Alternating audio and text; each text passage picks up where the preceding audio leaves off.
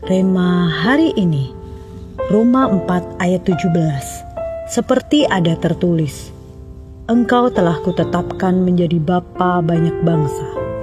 Di hadapan Allah yang kepadanya ia percaya, yaitu Allah yang menghidupkan orang mati dan yang menjadikan dengan firman-Nya apa yang tidak ada menjadi ada.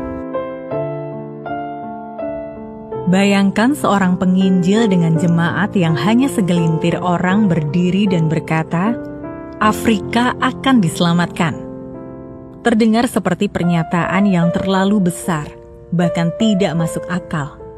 Namun, dari tempat ibadah yang kecil dan sederhana itulah, sebuah deklarasi iman yang mengguncang sebuah benua lahir. Inilah kisah Reinhard Bonnke. Dengan segala keterbatasan yang ada, Tuhan menaruh sebuah visi besar dalam hatinya.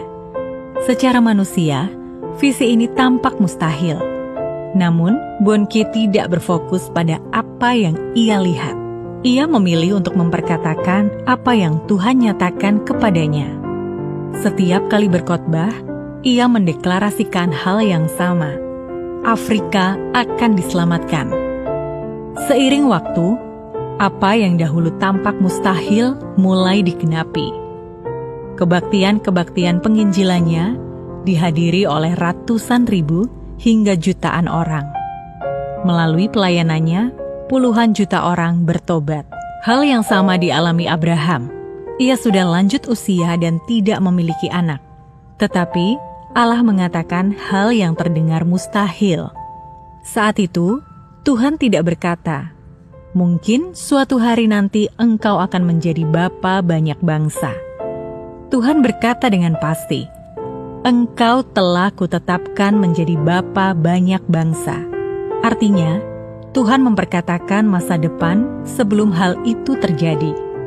Abraham pun menangkap kehendak Tuhan, lalu memperkatakannya dengan iman sebelum penggenapannya terlihat. Pada akhirnya, ia bukan hanya menjadi bapa bangsa Israel, tetapi juga bangsa-bangsa lainnya. Kedua kisah ini menunjukkan bahwa doa dan perkataan yang selaras dengan kehendak Tuhan bukanlah sekedar harapan kosong, tetapi deklarasi iman yang berani melampaui keadaan.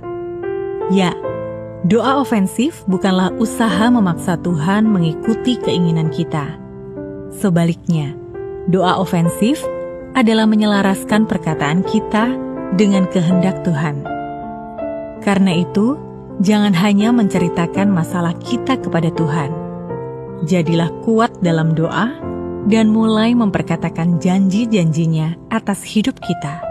Percayalah, Allah yang kita sembah adalah Allah yang menjadikan dengan firman-Nya apa yang tidak ada menjadi ada. Situasi apa dalam hidup Anda yang selama ini lebih sering Anda keluhkan daripada Anda doakan secara profetik? Mengapa Anda perlu memperkatakan kehendak Tuhan atas hidup Anda?